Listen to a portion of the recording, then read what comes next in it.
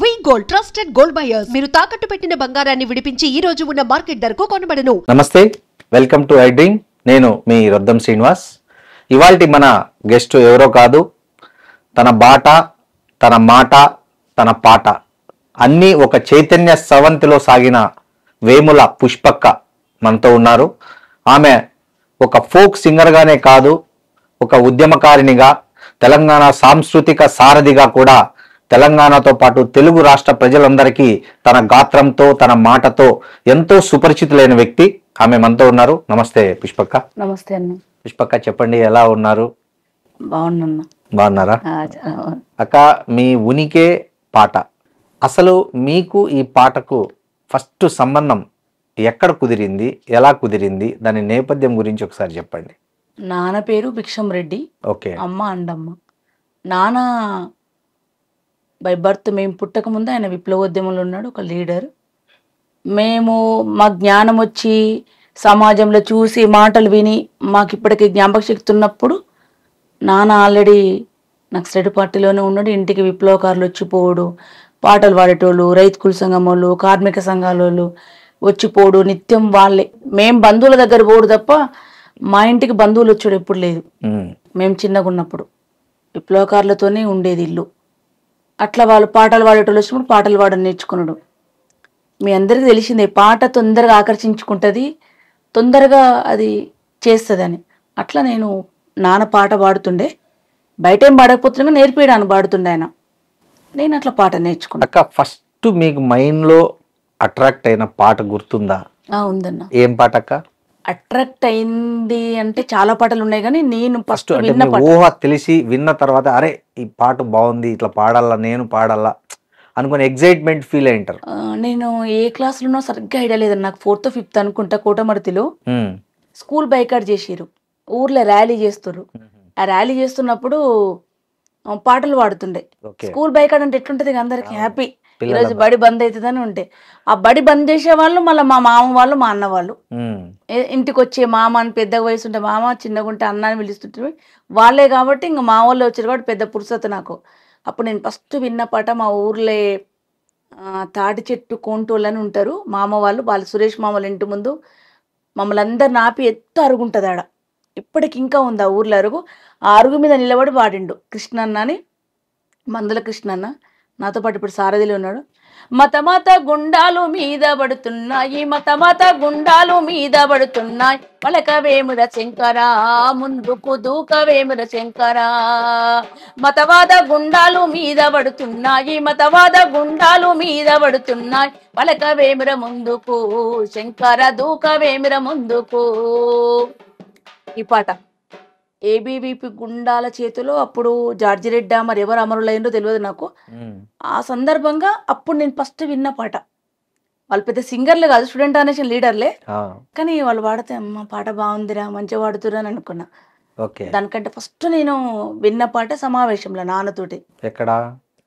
నాన్న ఊర్లే రైతు కుల సంఘం సమావేశం జరుగుతుంటే నేను ఆ సమావేశానికి పోయినా. ఆ సమావేశానికి పోతే ఆ సమావేశంలో ఉత్తనే నాన్న సైకిల్ మీద ఎక్కించుకొని పోయిండు. మీ నాన్న కూడా మంచిగా గాత్రం మీలాగే ఉండేదా?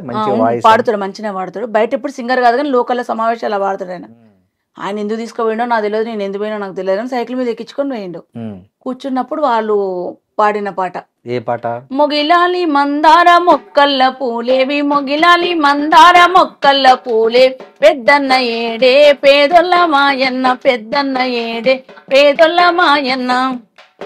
ఆహా మొగిలాలి మోదుగు వనమంత చినబోయే, మొగిలాలి మోదుగు వనమంత చినబో, పెద్దన్న ఏడే పేదొల్ల మాయన్న, పెద్దన్న ఏడే పేదొల్ల మాయన్న. ఆరే పెద్దన్న ఉన్నాడు అడివంత ఉన్నాడు, ఉన్నాడే చూడు మోదుగు వనములో, ఆహా విరబూసినాడే మందార మొక్కయి, ఆహా విరబూసినాడే మందార మొక్కయి. మొగిలాలి మోదుగు వనమంత చినబోయే, మొగిలాలి మోదుగు వనమంత చినబోయే, పుల్లరెడ్డేడే పేదొల్ల మాయన్న, పుల్లరెడ్డేడే పేదొల్ల మాయన్న. నేను ఫస్ట్ విన్న పాట ఇది. ఇప్పటికీ మీకు అలా ముద్రించుకుపోయింది ఆ పాట. దాని తర్వాత నేను చాలా సార్లు పాడినామన్నా. ఆ పాట చాలాసార్లు పాడగానే విన్నా నేను ఆ పాట. నాన్న కూడా నాకు పేపర్ మీద రాసి నేర్పించిన పాట. ఫస్ట్ వాళ్ళు నేర్పించిండు పేపర్ మీద రాసి, స్కూల్కి అప్పుడు పలుకుంటుండే కదా, దాంతో పాటు నాకు ఫస్ట్ ఒక పెద్ద పేపర్ మీద వాళ్ళన్నీ పెద్ద పెద్ద అక్షరాలు రాసి బాపు ఇచ్చి పంపించిండు స్కూల్కు, నా బిడ్డకే ముందు రావాలని. దాని తర్వాత నాకు తన పేపర్ మీద రాసి ఇచ్చిన పాట ఈ పాట. ఓ, మీ ఫాదర్తో అటాచ్మెంట్ ఉన్న పాటలు ఇవి రెండు. ఇంకా మీ బాల్యం గురించి చెప్తారా? అంటే ఎక్కడ, ఏమి, ఎలా? అంటే బాల్యము ఇప్పుడు యాదాద్రి భువనగిరి జిల్లా అడ్డగూడూరు మండలం కోటమర్తి విలేజ్. నా బాల్యము 6th క్లాస్ వరకు అమ్మా నాన్నలతో ఉన్నా. 6th తర్వాత అమ్మా నాన్నలతో. నేను దసరా హాలిడేస్ వచ్చినా పార్టీ దగ్గరికి వచ్చేదాన్ని, సంక్రాంతి హాలిడేస్ వచ్చిన, సమ్మర్ 3 months పల్లెలకి గ్రామాలకు ధరలండి విద్యార్థి సంఘాలను పిలిపిస్తుండే. అప్పుడు మా పార్టీ కుటుంబాలలో ఉన్న పిల్లలందరినీ తీసుకొస్తుండే.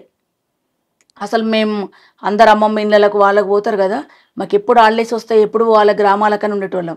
ఆ గ్రామాలకు పోయి అక్కడ ఉండి వాళ్ళతో ఉండి బాల్యమంతా నాకు ఉద్యమంతోని ప్రజలతోటి, ఆ ప్రజా కుటుంబంలో ప్రజల కోసం పనిచేసే కుటుంబాలతోనే అనుబంధం తక్కువ. ఇప్పటి కూడా నాకు రిలేషన్ అనేది చాలా తక్కువ. మా అమ్మమ్మ వాళ్ళు తప్ప ఎవరి దగ్గరికి పోయేది లేదు, ఎవరి దగ్గర ఉండేది లేదు. చాలా ఆడుతూ పాడుతూ గడిపినన్న. నాటకాలు వేసిన, ఫస్ట్ స్కూల్లో నాటకాలు వేసినాం. దాని తర్వాత డెంకల ప్రతిపాదన మీద, వరల్డ్ బ్యాంకు వ్యతిరేకంగా, అందాల పోటీ వ్యతిరేకంగా అప్పటి నుంచి ప్రారంభమైన ప్రతి కార్యక్రమం.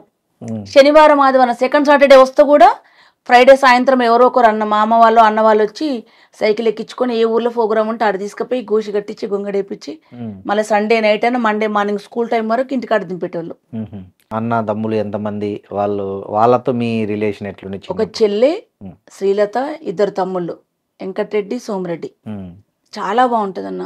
దాని మొత్తం నిజంగా చెప్పాలంటే అమ్మమ్మ వాళ్ళ కుటుంబం తప్ప, మా పిన్ని అమ్మమ్మ కుటుంబం తప్ప బంధువులతో ఎవరితో మాకు రిలేషన్ లేదు. నాన్న ఆల్రెడీ నక్సడిపాట్లో ఉండడం వల్ల, పేదరికం, రెడ్డి అయినా పేద కుటుంబం అవ్వడం వల్ల మాకేం పెద్ద అట్లాంటి కోరికలు ఆశలు ఏం లేకపోవడం వల్ల నాన్న చిన్నప్పటి నుంచి ఇంట్లో దేవుడే లేకుండా పెంచాడు మమ్మల్ని. ఆయన ఇప్పటికీ దేవుని మొక్కడు. ఇంట్లో దేవుడు లేడు, ఏ సాంప్రదాయాలు పాటించరు. ఊర్లో అన్ని కులాలు, అనగారిన కులాలు ఎవరున్నారో వాళ్ళు వచ్చి మా అమ్మని వరుస పిలుస్తుంటే ఇంటికి వచ్చి మా ఇంట్లో మా ప్లేట్లు ఎవరు అన్నం తినకపోతుండే. మా బంధువులు ఫంక్షన్లో పిలిస్తే ఏదైనా వస్తే ప్లేట్లు తినకపోతుండే వాళ్ళు. వాళ్ళ ఇంటికి వచ్చిపోయినాక మా బాపమ్మ వాళ్ళు, పక్కన బాపమ్మ వాళ్ళు, ఎందుకే వాళ్ళకు ఊకే పిలిచి పెడతారు అన్నం, మీరు మీ నాయన అట్నే చేసిరు, మీరు అట్నే చేస్తారని అంటుండే. వాళ్ళు ఒక్కరు మాత్రమే ఊర్లే నాన్నని అన్న అని పిలిచేటోళ్ళు, చాలా ప్రేమగా. ముందు నుంచే మాకు అట్లా అలవాటు అయిపోయింది. చాలా అందంగా నచ్చినట్టు. ఇంకా మేము వేరే నేర్చుకోవాల్సిన అవసరం లేకుండా ముందు నుంచి అన్ని కుటుంబాలు, విప్లవోద్యమంలో ఉన్న అన్ని కుటుంబాలు ముందు నుంచే వాళ్ళు బిల్డప్ అయి ఉంటారు, అట్లా క్రియేటివ్ అయ్యి ఉంటుంది. కాబట్టి మాకు పెద్ద ఫీలింగ్స్ ఏం లేకపోతే చాలా హ్యాపీగా గడిపినాం అన్న. ఉద్యమకారులతో, పాటలతో చాలా బాగా. వాళ్ళు ఎక్కడికన్నా మీటింగ్లకు ఢిల్లీకో బొంబాయికో పోతే వాళ్ళు మాకు పెన్నులు కొనుక్కొచ్చేటోళ్ళు, బుక్ కొనుక్కొచ్చేటోళ్ళు, పలకలు కొనుక్కొచ్చేటోళ్ళు, ఇంటి దగ్గర ఉన్న కలిసింది తినేటోళ్ళు. అమ్మ లేకపోతే మాకు అమ్మ పనికి పోయేసరికి వండి పెట్టేటోళ్ళు. వాళ్ళు వండి పెట్టి తిని మళ్ళీ మేము తిని వాళ్ళు వెళ్ళిపోయేటోళ్ళు, రొట్టె చేసేటోళ్ళు. అన్నీ అంత ఫ్యామిలీ లాగానే ఉండేటోళ్ళు. ఇప్పుడు ఎట్లయితే మంది ఉన్నారో అట్లనే ఉండేటోళ్ళు అప్పుడు కూడా. మీకు తెలిసి ఫస్ట్ మీరు స్టేజ్ మీద పాడిన పాట మీకు గుర్తుందా? ఎక్కడ పాడారు? ఏ స్టేజ్ మీద పాడారు? ఏ స్టేజ్ మీద వాడినంటే పల్లెపాడులో వాడినన్న. ఇప్పుడు మా కాన్స్టిట్యున్సీలోనే ఉన్న నార్కడపల్లి మండలంలో పల్లెపాడులో పాడిన నేను పాట. ఫస్ట్ పాట ఏ సందర్భంలో? ఏ సందర్భంలో అంటే అది డిసెంబర్లో అమరుల వారోత్సవాలు జరుగుతాయి. ఆ సందర్భంగా జెండావిష్కరణ కార్యక్రమాలు ఉంటాయి. డిసెంబర్ నెలంతా, మే నెలంతా ఉంటది. నాకు తెలిసి డిసెంబరో మేనో అనుకుంటా. సమ్మర్లోనే డాన్స్ క్యాంపెయినింగ్ పెడతారు. ప్రతి సమ్మర్ వచ్చినప్పుడు కుటుంబాల నుంచి వచ్చిన పిల్లలు, ఇంకా మిగతా వాళ్ళు ఎవరైనా కొత్త వాళ్ళు వస్తే డాన్స్ నేర్పించడము, స్ట్రీట్ ప్లే నేర్పించడం, పాట పాడడం, డప్పు, ఇవన్నీ ఒక 20 రోజుల నుంచి నేర్పించుకుని దాని సందర్భంగా ఒక సభ పెట్టేటోళ్ళు. ఆ సభలో నేను పాట పాడిన. ఫస్ట్ పాట ఏ క్లాస్ ఉంటాయి అప్పుడు మీరు? 6th అన్న. 6th సమ్మరా 7th సమ్మరా ఐడియా లేదు నాకు, ఇన్నేళ్ళు కాబట్టి. ఏం పాట పాడారక్క? కర్మ భూమిలో పూసిన ఓ పువ్వా, విరిసి విరియని ఓ తిరునవ్వా, కన్నుల ఆశలు నీరై పార కట్నపు జ్వాలల సమితైపోయావా. కర్మ భూమిలో పూసిన ఓ పువ్వా, విరిసి విరియని ఓ చిరునవ్వా, కన్నుల ఆశలు నీరై కార కట్నపు జ్వాలల సమితైపోయావా. పారానింకా ఆరనలేదు, తోరణాలు కలవాడనలేదు. పారానింకా ఆరనలేదు, తోరణాలు కలవాడనలేదు. పెళ్లి పందిరి తీయనలేదు, బంధువులిళ్ళ చేరనలేదు. మంగళనాదాలాగనలేదు, అప్పగింతలు అవ్వనలేదు. గలగల పారే ఓసెల ఏడా పెళ్లి కూతురుగా ముస్తాబయ్యి శ్మశానానికే కాపురమేలావా. కర్మభూమిలో పూసినవో పువ్వా, విరిసి విరియని ఓ చిరునవ్వా. కన్నుల ఆశలు నీరై కారగం, కట్నపు జ్వాలల సమితైపోయావా. ఈ పాట ఈ పాట ఫస్ట్ మీ స్టేజ్ మీద పాడినప్పుడు ఎట్లా వచ్చింది రియాక్షన్? సభ నుంచి ఏమన్నా రియాక్షన్ గుర్తుందా? ఉందన్న. రియాక్షన్ అంటే అందరూ ప్రజా సమస్యల మీద పోరాటం చేసే వాళ్ళు, ఊర్లలో మీటింగు, పొగడ్తలు అనేవి కళాకారులకు సహజమే అన్న. కానీ విప్లవోద్యమంలో పనిచేసే కళాకారులు అయితే నేనైతే ఎప్పుడు పొగడుతాను, ఎప్పుడు అంటే అట్లా పొగడము, చప్పట్లు కొట్టడం బయట క్లాసికల్ లాగా మాకేముండవు. అవును, బాగా పాట పడితే చెల్లె బాగా పాడినవరా, రేపు ఇంకోటి మంచిగా నేర్చుకోరా. స్టేజ్ మీద పొగళ్ళు ఉండవు, కిందికి వచ్చినాక మంచిగా పాడినవరా, మంచిగా పాడుతున్నావు, నువ్వు ఇంకా ఇంట్రెస్ట్ పెడితే బాగా పాడుతావు అంటారు. ఫస్ట్ కితాబ్ ఇచ్చిన వాళ్ళు ఎవరైనా ఉన్నారా పెద్దలు? ఉన్నారన్న. కృష్ణారెడ్డి అని, పల్లెపల్ల కృష్ణారెడ్డి అని ఉంటుండే, అమరుడైండు. తను వరంగల్ ఎన్కౌంటర్లో అమరుడైండు. నేను చిన్నగా ఉన్నప్పుడు, నా ఊహ తెలిసి నేను మాటలు విని మాట్లాడుతున్నప్పుడు తను ఓల్డ్ టైమరు, ఇంటికి వస్తుండే. నాన్నకు ఆయనకు ఏదో సమ్ రిలేషన్ ఉండనో లేదో తెలియదు నాకు, కానీ బావ బామ్మర్దుల వరుసలు ఉంటుండే వాళ్ళకు. నేను మామ అని పిలుస్తుంటే, నేను ఆయన భుజం మీద ఎక్కించుకొని నన్ను స్కూల్కి పంపి, స్కూల్ నుంచి మళ్ళీ ఈవినింగ్ తీసుకొచ్చి నాకు సైకిల్ నేర్పించి చేసింది ఆయనే. అప్పుడు ఆ అన్న బతుకున్నాడు, అప్పుడు యూజీకి పోలేదు, ఊర్లోనే ఉన్నాడు. వాళ్ళ ఇంట్లోనే చూసుకొని జడ వేయించి స్నానం చేయించి అన్ని చేసేటోడు. చాలా గుర్తుకుంది. చాలా ఏండ్లు కలిసినాం. నాకు మ్యారేజ్ అయినాక కూడా ఉన్నాడు. తన్ని చివరిసారిగా నేను వీరేశమే మా చేతుల మించే తన దాన సంస్కారాలు జరిగినాయి. ఎట్లా? ఎన్కౌంటర్ ఇచ్చి చనిపోయిండు. ఎక్కడ? అడవిలో, వరంగల్ ఎన్కౌంటర్లో చనిపోయిండు. ఈ నకరికల్లుకు ఇక్కడ ఈ నకరికల్లు వీధిలో పొంటే మేము పాట పాడి తిరిగి ఆయనతో ధర్నా చేసినాం. ఈ నకరికల్లుకే డెడ్ బాడీని తీసుకొచ్చినాం. నేనే పోయి అక్క బిడ్డ అని నాతో సంతకం పెట్టించి తీసుకొచ్చారు. నేను చిన్నపిల్లనే, పెళ్ళి కాలేనట్టుంది నాకు తెలిసి, పెళ్ళి అయిందో లేదా సరిగ్గా ఐడియా లేదు నాకు. 2010 కాలేదు, తీసుకొచ్చిరు, అంత్యక్రియలు చేసిన. అప్పుడు ఏమన్నా పాట పాడారా ఆయన అంత్యక్రియల్లో? అంత్యక్రియలు అమరులో పాటలు పాడుతుంటాం. ఆయన మీకు బాగా అటాచ్మెంట్ కదా? నేను ఫస్ట్ పాట కూడా ఆయన కోసమే రాసిన. అక్క, ఈ మీరు సరే చదువుకుంటున్నారు, మీ ఫ్యామిలీ బ్యాక్గ్రౌండ్ అంతా బాగానే ఉంది. అన్నా ఓ కృష్ణారెడ్డి అందుకు మా జోహార్లన్నా, అన్నా ఓ కృష్ణారెడ్డి అందుకు మా జోహార్లన్నా. అమరుడవో కృష్ణారెడ్డి, అమరుడవో కృష్ణారెడ్డి అందుకు మా జోహార్లన్నా, అన్నా ఓ కృష్ణారెడ్డి అందుకు మా జోహార్లన్నా. Thank you. ఈ పాట పాడారు, చరణం గుర్తుకొచ్చింది. ఈ పాట నేను రాసిన పాట. అక్క, ఇప్పుడు మీరు చదువుకుంటున్నారు, ఆల్రెడీ మీ ఫాదర్ విప్లవంలో ఉన్నారు. మీరు చదువుకొని ఏదైనా జాబ్ చేయాలని అట్లా ఉండేనా, లేకపోతే మీరు అంటే ఎట్లా అనిపించింది? మీరు జాబ్ చేయాలన్న కోరిక ఎప్పుడు రాలేదన్న. నానకుంటుండే చదువుకుంటది, చదువుతుంది కదా. ఎప్పుడన్నా నేను ఏదో 10th లోపు అన్నట్టుంది 2-3 సార్లు, నువ్వు ఎంఆర్ఓ కావాలి, ఇంట్లో పెద్దమ్మ కదా, చదువుతావు కదా, నువ్వు ఎంఆర్ఓ కావి అవి ప్రజలకు సర్వీస్ చేయాలని అంటుండే. అంత పెద్ద పదాలు మనకేం తలకాయకి ఎక్కేటి కావప్పుడు. అంతకంటే ముందే ఇంత పెద్ద రాజకీయాలు, వాళ్ళతో పాటలు పాడు, బజార్లు ఎమ్మడి తిరుగుడు, డప్పులు, గజ్జలు, కాబట్టి ఆ ఎంఆర్ఓ అనే పదాన్ని ఈ డామినేట్ చేసినాయి నన్ను. ఇవే ఇంట్రెస్ట్ అయినాయి వాటి గురించి చదువు. ఇప్పుడు నా చదువు అంతా సప్లిమెంటరీ చదువు అన్న.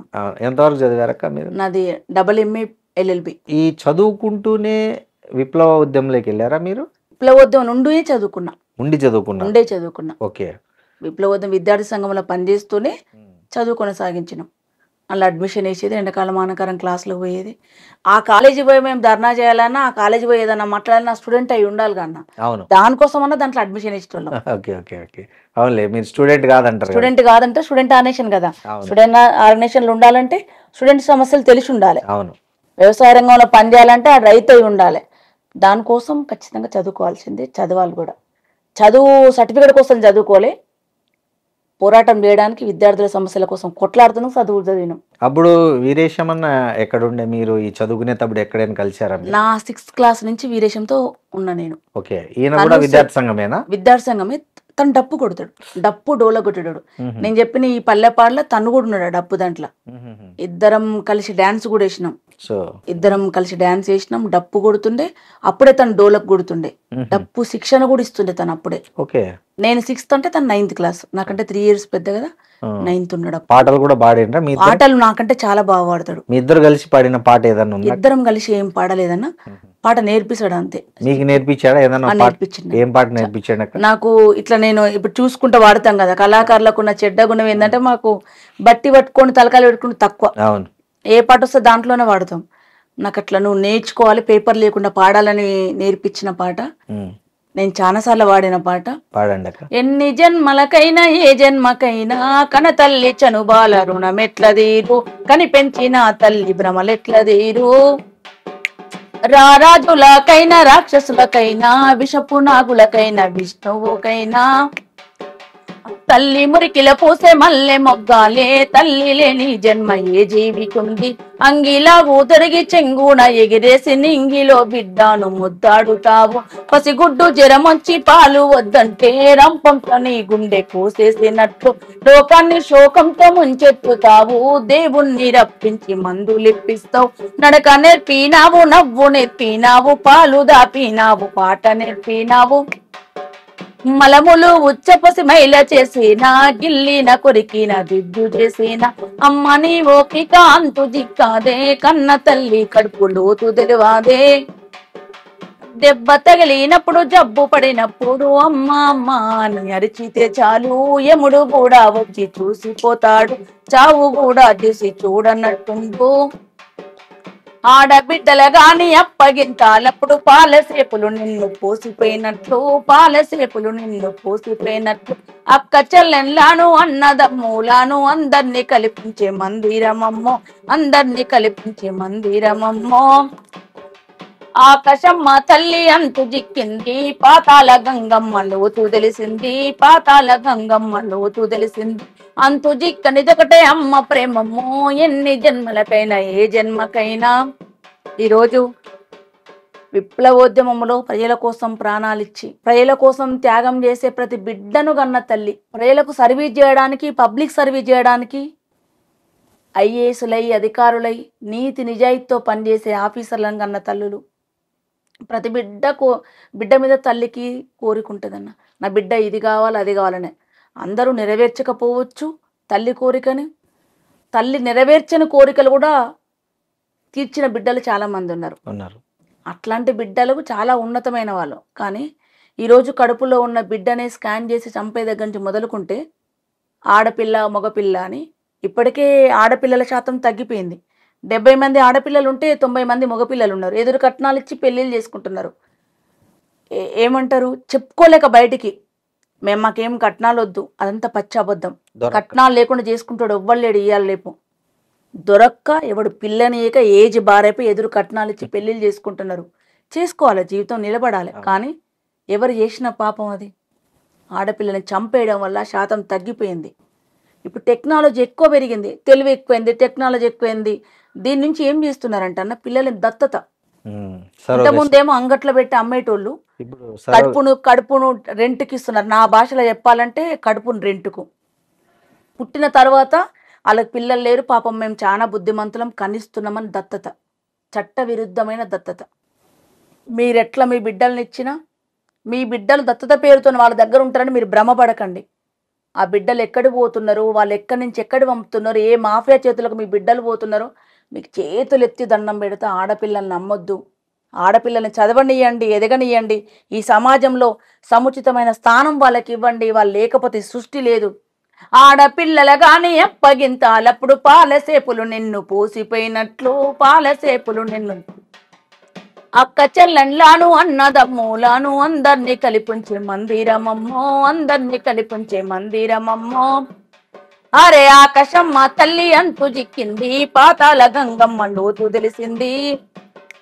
అంతు జిక్కనిదొకటే అమ్మ ప్రేమమ్మో, ఎన్ని జన్మలకైనా ఏ జన్మకైనా. అందుకే కన్నతల్లి కన్నుల్లో కన్నీళ్లు లేని రాజ్యం కావాలి, అట్లాంటి పరిపాలన కావాలి, ఏ కన్నతల్లి భూమి మీద ఏడవద్దు, అట్లాంటి సమాజం అట్లాంటి మనుషులు ఆ విలువలతో ఉండడానికి మా వంతుగా ఏమన్నైతే చేయాలని కోరిక అంతే.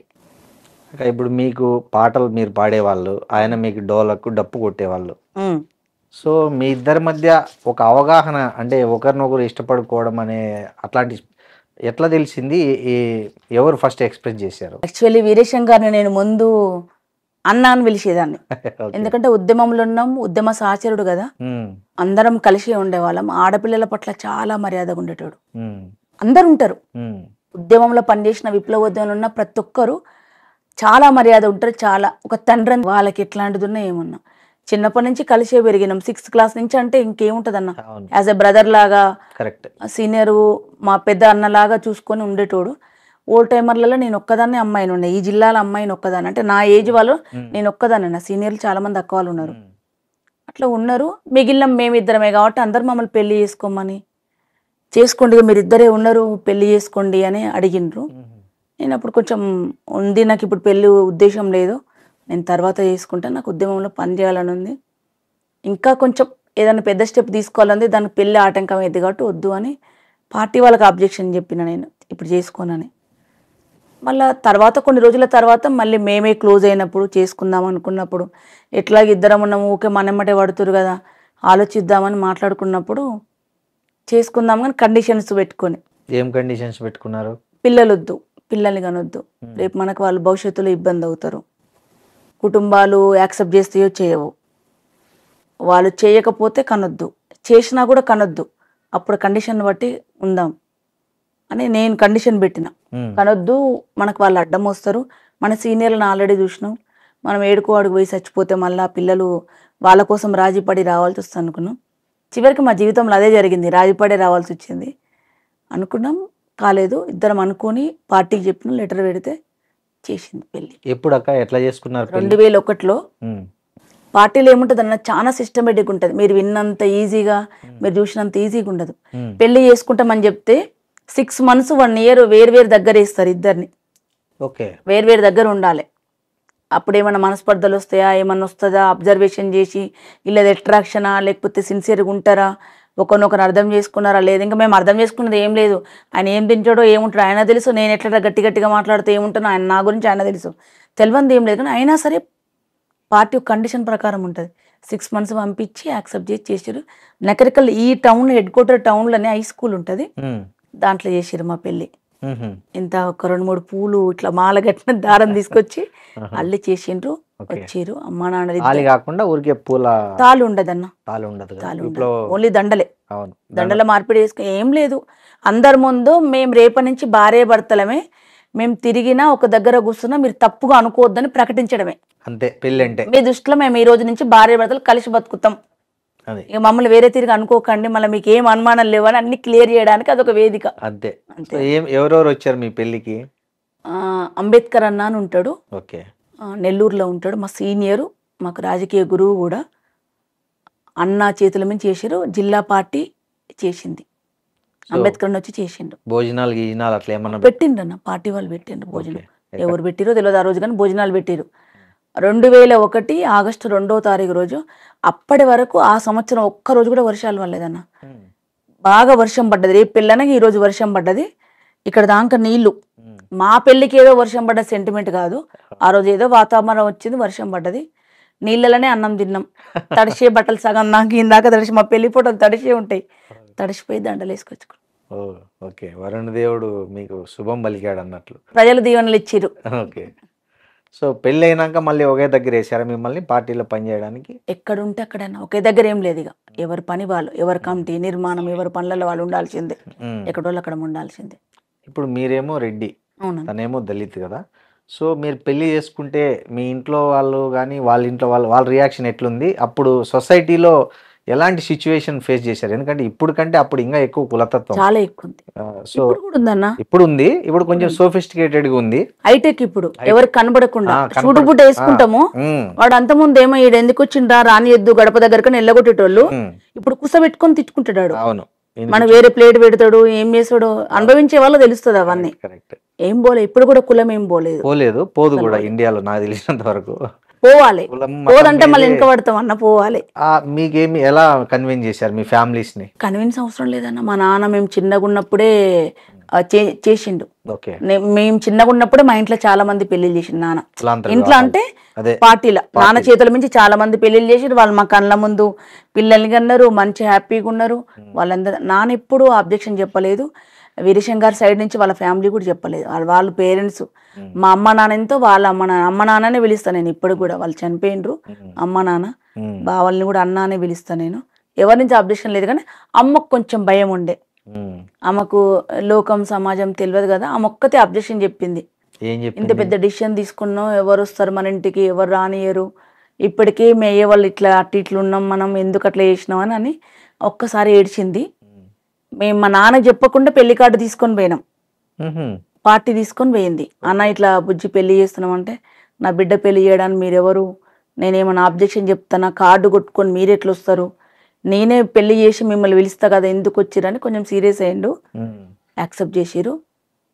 అమ్మ ఆ క్షణం వరకే, అర్ధగంట వరకే ఆమె చూపించింది కోపం. దాని తర్వాత ఆమెనే పెద్ద, ఆమెనే అన్ని. ఇప్పుడు ఎమ్మెల్యే గారికి ఆమెనే ఇష్టమైన అమ్మ. కానీ కుటుంబం మాత్రం ఒక 3-4 ఇయర్స్ క్యాస్ట్ వాళ్ళు వెలివేసినట్టు. అంటే ప్రోగ్రామ్ లో బిల్లకూడదు. తమ్ముడు పెళ్లి చేసినామన్న, నా తర్వాత తమ్ముడు పెళ్లి అయింది, చెల్లెదైంది. వాళ్ళ పెళ్లికి ఏం అడ్డంకులు రాలేదా? వచ్చినాయి. అంటే అడ్డంకులు అంటే మా మామయ్య బిడ్డనే చేసినాము, చేసుకుండు మామయ్యనే చేసిరు కాబట్టి ఏం ప్రాబ్లం రాలేదు. పిల్లల్ని ఇవ్వడానికి ఏం ప్రాబ్లం రాలే, కానీ చుట్టాలు రాలేదు. వాళ్ళ ఇళ్ళ కార్యాలు అయితే మమ్మల్ని పిలవకపోవడము, పిలవలేదని మేము ఏం ఫీల్ అవ్వలే, కానీ పిలవలే. ఒక 3-4 ఇయర్స్ వరకు చాలా ప్రాబ్లమ్స్. మేమెవరం ఫీల్ కాలేం, మన అవసరం లేదని మేమున్నాం, కానీ అమ్మ ఫీల్ అవుతుండే. నేను ఎట్లా పిలిస్తే పోయేదాన్ని కాదు. మీరు ఎప్పుడన్నా వెళ్ళి మీకు సపరేట్ గా ప్లేట్ పెట్టిన సందర్భాలు ఉన్నాయా మీ బంధువుల ఇళ్ళల్లో? అట్లా అస్సలు లేవా. అట్లా పెడతారనే ఆలోచన ఉండు కాదు. వాళ్ళు తేడా మనకు అవగాహన ఉంది కదా, చిన్నప్పటి నుంచి నేర్చుకున్నాం కదా. అవగాహన ఉందంటే నా ఇళ్ళలో పోవడం మానేసుడు.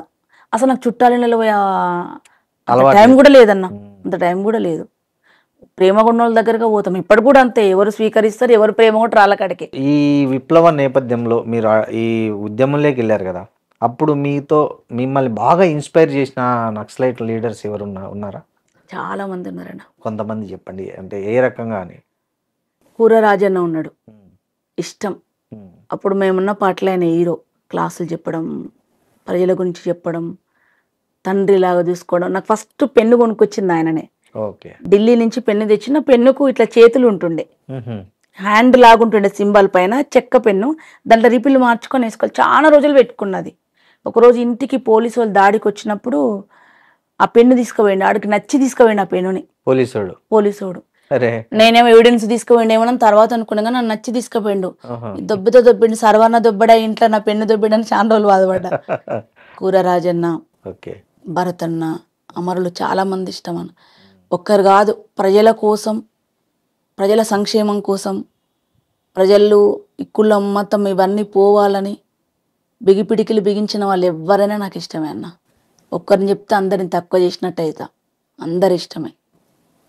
సో వాళ్ళు ఎన్కౌంటర్ అట్లా ఎవరన్నా అట్లా ఎన్కౌంటర్లు అయినప్పుడు ఎట్లా మీకు ఎట్లా అనిపించింది? మస్తు మంది చనిపోయిండ్రు, 50-60 మంది చనిపోయిండ్రు అన్న. మీతో బాగా ఇక్కడ ఇప్పుడు కూర్చొని ఛాయ్ తాగినాక తెల్లార వరకు శవమైన వాళ్ళు 6 మెంబర్స్ అన్న. మా దగ్గరకు మేము కలిసిపోయి పొద్దున పోయినాం. శాంతి చర్చల ప్రతినిధి రియాజ్ అన్న, ఒక 20 ఏళ్ళు కలిసి సాచర్యం చేసినాం, ఉద్యమ సాచర్యం. అన్నకు మ్యారేజ్ అయింది. మేము చిన్నప్పటి నుంచి, అన్నది బీటెక్ అయిపోయింది, మంచి ఇంటెలిజెంట్ కావాలి. వాళ్ళది గోల్డ్ మెడల్, బీటెక్లో గోల్డ్ మెడల్. అప్పుడు మన సప్లిమెంటరీ చదువులకు ఆయన గోల్డ్ మెడల్ అంటే ఎంత నాలెడ్జి. బట్టలు కూడా 3-4 రోజులకు ఒక రోజు ఉత్తుకునేటోడు అన్న. పేపర్ రోడ్డు మీద కరపత్రం దొరికినా తీసుకొచ్చుకొని చదువుకునేటోడు, అంత క్లాసులు ఇచ్చేటోడు. తిండి టైంకి ఏదైనా తిండి ఎంత ఉన్నా ఇట్లున్నా, ఎంత మురిగి మేమే ఇట్లున్నాం అన్ననేటోడు. శాంతి చర్చల ప్రతినిధి జనశక్తి పార్టీ నుంచి ఎన్కౌంటరే చనిపోయాడు. యాదగిరి, భరతన్న, మేదక్ సంజీవన్న, సుభాష్ అన్న, చాలామంది అమరులు ఉన్నారన్న. కళ్ళ ముందు నానప్ప నుంచి చూసిన వాళ్ళము, మమ్మల్ని కలిసి తిరిగిన వాళ్ళము, పెరిగిన వాళ్ళం, కలిసి చూసిన ముద్ద వాళ్ళం, ముద్ద మా పంచుకొని. పిల్లలు అని మమ్మల్ని చూసుకున్న వాళ్ళు. మాకెవరు బంధువులు లేరు కదన్న, వాళ్ళు తప్ప ఎవరు బంధువులు లేరు. ఇప్పుడు అయింది పెద్ద కుటుంబం కానీ అప్పుడు వాళ్ళు తప్ప మాకెవరు తెలియదు. వచ్చినప్పుడు ప్రేమగా చూసుకునే, నేను ఒక్కదే అమ్మాయిని ఉండేదాన్ని ఈ జిల్లాలో, ఈ 3-4 జిల్లాలల్లో. ఆ చదువుకున్న అమ్మాయిని, ఆ పార్టీ నుంచి వచ్చిన అమ్మాయిని చాలా ప్రేమ వచ్చింది నాకు. అసలు చుట్టాలు ఎవ్వరు గుర్తుకే రాకపోతున్నాను. నేను చిన్నపిల్లని కదా, బట్టలు కొనుక్కొచ్చేటోళ్ళు, వాచ్ కొనుక్కొచ్చేటోళ్ళు, ఎట్లుండాలో ఉండవు, ఇంకా ఫిట్నెస్ పెంచుకో, ఇట్లుండమని చెప్పేటోళ్ళు. చాలా ప్రేమలకు, మనుషులకు అక్కడ ఉన్నంత ప్లేస్మెంట్ ఈ భూమి మీద ఎక్కడ ఉండదన్న. అంత ప్లేస్మెంట్ ఉంటుంది ఆడ.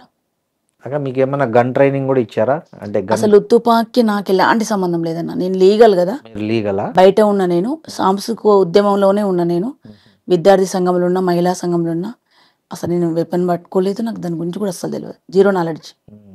యూనిఫామ్ వేసుకుని అన్న వాళ్ళని కూడా చూడలేదు నేను. వాళ్ళు సివిలే వస్తే బయట చూసిన తప్ప లోపల కూడా ఎప్పుడు చూడలేదు. చనిపోతే చూసిందే, పోలీసు లేచిన బట్టలలో చూసిందే. ఈ మీకు బాగా ఆత్మీయుల ఎన్కౌంటర్లో ఇప్పుడు చూసినప్పుడు మీకు ఎక్కువ ఎమోషన్ అయిన ఎన్కౌంటర్ ఏదైనా ఉందా? భరత్ అన్న, రంగవల్లక్క ఇద్దరిని కలిపి చంపారు కదా? ఇద్దరు కలిపి చంపిండ్రు. అవును, ఇద్దరిని చంపారు. చంపిండ్రు. 3 రోజుల వరకు బాడీ ఇవ్వలేదన్న. ఇక్కడున్నాం మేము, నకరికల్లో ఉన్నాం. చనిపోయిందని తెలిస్తే తిరుమలగిరికి బస్సు ఎక్కిపోయినాం. తిరుమలగిరి పోయినాక అక్కడ అరెస్ట్ చేసిర్రు. అక్కడ ఒక పూట ఉంచుకున్నారు. మేము వెళ్ళిపోతాం ఇంటికి అది ఇదని చెప్పి గోలే చేసి అలా డప్పులు కొట్టి పాటలు పాడి ఇళ్ళతో గోలు ఎందుకని వదిలిపెడితే మళ్ళీ పాలకుర్తి దాకా పోయినాం. పాలకుర్తి పోయినాక మళ్ళీ అక్కడ అరెస్ట్ చేసారు. ఇదంతా కాదు మనల్ని ఓనేరు అని చెప్పి ఇంకా మేము వేరే వేసుకున్నాం. ఇక డప్పులు గిప్పులు ఏ లేకున్నా పలు ఎట్లన్నా పాటలు పాడాలి, వాళ్ళ దగ్గర పోవాలనుకున్నాం. 1 రోజున్నరకు చేరుకున్నాం. ములుగు దగ్గర చేసి వేషం మార్చుకున్నారా? వేషమే మార్చుకోలేదన్న. బస్సులు గిసులు ఎక్కడ పోయి డివైడ్ అయిపోయి లారీలు ఎక్కి లారీలలో కూర్చొని మాక్సిమం 100% లారీల ప్రయాణమే ఉంటుండే. మా దగ్గర పైసలు ఉండవు కదా, అసలు తీసుకోకపోతే ఫస్ట్ ఎక్కేటప్పుడు బస్సు పైసలు ఇస్తామని ఎక్కించుకుంటారు. అలా పోయినాక మేము కూర్చొని పాటలు పాడుతుంటే వాళ్ళే మాకు ఉల్టా అన్నం తినిపించి పైసలు ఇచ్చేటోళ్ళు, ప్రేమ కొద్ది కొంతమంది ఇచ్చేటోళ్ళు. ఏమొద్దమ్మా పూరి మీరని దింపేటోళ్ళు, ఎక్కడంటే అక్కడ దింపిపోయేటోళ్ళు. పాటే అన్నం పెడుతుండే, పాటే ఛార్జీలు కడుతుండే, పాటే ప్రజల దగ్గర తీసుకుపోతుండే. వాళ్ళ దగ్గర పోయినాం, రంగవల్లక్క దగ్గరికి. రంగవల్లక్క దగ్గరికి పోయినా వాళ్ళ నాన్న ఎంపీ, ఉమ్మడి మెదకు జిల్లాలో ఎంపీ గారు ఉండే, పేరు గుర్తుకులేదు, ఎక్స్ ఎంపీ గారు ఇప్పుడు. అప్పుడు ఎంపీనే ఉన్నట్టుంది. అప్పుడు ఎంపీలు ఎమ్మెల్యేలు మనకు తెలియదు కదా, నేను కూడా చిన్నపిల్లని కదా. అక్క బిడ్డ అని సంతకం పెట్టించారు నాకు. అక్కకు బాడీ ఇవ్వట్లేదు, వాళ్ళు వస్తారు లేట్ అయితే అంబులెన్స్ పెట్టుకొని వచ్చిర్రు, పెట్టిండ్రు. నేను తీసుకొని వచ్చి సంతకం పెట్టాడికి వచ్చినాక నాన్న వచ్చిండు, అక్క వాళ్ళ నాన్న. బాడీని చూస్తే తీస్తేందుకు సంతకం పెడతప్పుడు ఈడుంది చూడు అని అంటారు కదన్న, విట్నెస్ కోసం. అన్ని ఒంటి నిండా గాయాలి, ఎక్కడ పడితే అక్కడ కొట్టేసిండ్రు, ఒంటి నిండా హోల్స్ పడ్డాయి. మస్తు హింస పెట్టి తెల్లగా ఉంటదన్న, ముట్టుకుంటే మాసిపోతట్టు, రింగుల జుట్టు. నిజంగా చెప్పాలంటే ఆ పార్టీలు అంత అందంగా ఉండేటోళ్ళు ఎవ్వరు ఉండరు, అంత అందంగా ఉంటుంది అక్క. అట్లా చేసి ఉందామె. భరతననేమో వాళ్ళ ఫ్యామిలీ పిల్లలు తీసుకుపోయారు వరంగల్ కాబట్టి అటు వాళ్ళ అంత్యక్రియలు తీసుకుపోయారు. అక్కడ హైదరాబాద్ కాబట్టి మేము ఇటు తీసుకొని వచ్చినాం. చాలా కలిసి చేయలేదు అంటే వైఫ్ అండ్ హస్బెండ్ కాదు వాళ్ళు, ఒకసారి చనిపోయింది అంతే. వాళ్ళ దాంట్లోనే కృష్ణారెడ్డి కూడా అప్పుడే చనిపోయింది, దానికంటే ముందు కొంచెం, దాని తర్వాత చనిపోయింది ఆయన. అప్పుడు ఎమోషనల్ అయ్యారా బాగా? చాలా చాలా అవుతాం. ఏమన్నా పాటలు పాడారు అప్పుడు వాళ్ళ స్మృతికి? చాలా పాటలు వచ్చినాయి అన్న. ఓకే. చెట్టు మీద కోయిలమ్మ ఓ కోయిలమ్మ, చెట్టంతా కొడుకు భరతు నేల రాలెనమ్మా. చెట్టు మీద కోయిలమ్మ ఓ కోయిలమ్మ, చెట్టంతా కొడుకు భరతు నేల రాలెనమ్మా. అక్కరంగా వల్లి రాత్రితే ఉక్కు పిడికిలెత్తి నడిసే, ఆ కూర ఇలాగా మరుల ఆశయాలు పదును చేసే. అనాథైన అడవి పోరుకు అండతానున్నాననే, ఆదివాసులేకం చేసే దారిలోనే ముందే నడిసే. దండి గుండె దళపతయి ఓ కోయిలమ్మ, వెండి కొండలేరు పెక్కే పోరు చేసెనమ్మా. చెట్టు మీద కోయిలమ్మ ఓ కోయిలమ్మ, చెట్టంతా కొడుకు భరతునెల రాలెనమ్మా ఎన్నెన్నో దాడుల్లోన హరితేరి ఆయుధమై విప్లవ పాఠాలెన్నో బోధించే మాస్టరు వయ్యి భూస్వాముల దోపిడీకెదురు వర్గ పోరాటాలయ్యి భూస్వాముల దోపిడీకెదురు వర్గ పోరాటాలయ్యి పోడు భూముల్లో ఎగిరి ఎర్రని జెండాలయ్యి దండి గుండె దళపతాయి ఓ కోయిలమ్మ వెండి కొండలేరు పెక్కే పోరు చేసెనమ్మా తుమిద కోయిలమ్మ ఓ కోయిలమ్మ చెట్టంతా కొడుకు భరతు నేల రాలెనమ్మా చెట్టంతా కొడుకు భరతు నేల రాలెనమ్మా భరత్ అన్న నాకు ఇష్టమైన లీడర్ కూడా తను. ఇప్పుడు మీరు అన్న ఇద్దరు ఉద్యమాల్లోనే ఉన్నారు కదా, అవునండి. సో మీరు ఇట్లా లొంగిపోవడానికి ఎట్లా దారి ఏ పరిస్థితులు దారి తీసాయి? అసలు లొంగిపోవడం అంటూ లేదన్న. ఓకే నేను ఆల్రెడీ బయటనే ఉన్నా. యూజీ ఉద్యమంతో నాకు సంబంధం లేదు. ఓకే నేను బయటనే ఉన్నా. వీరేశం అడవిలో ఉన్నాడు. అవును. తను 2 times అరెస్ట్ అయ్యిండు. ఒకసారి పబ్లిక్లో అరెస్ట్ అయ్యిండు కాబట్టి తీసుకొచ్చి ఎన్కౌంటర్ చేయకుండా 3 days తర్వాత చూపించారు.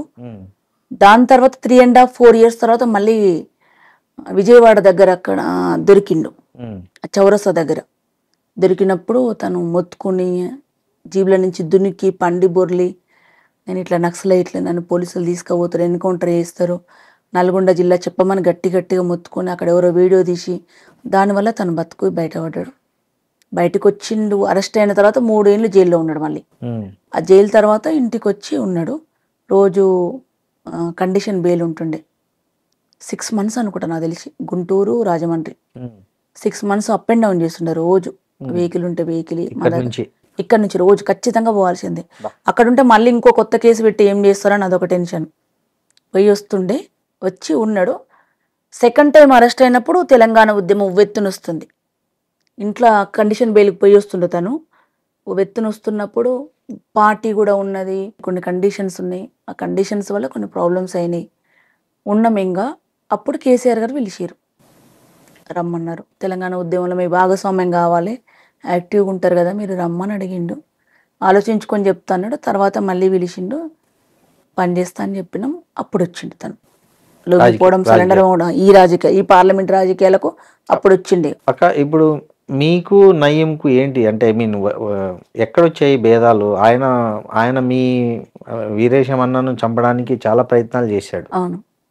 సో ఎందుకు అతనికి మీ మీద అంత కక్ష ఎందుకు వచ్చింది? అతనికి మీకు అంత అసలు నయం అంటే ఎవరో తెలియదు అన్న.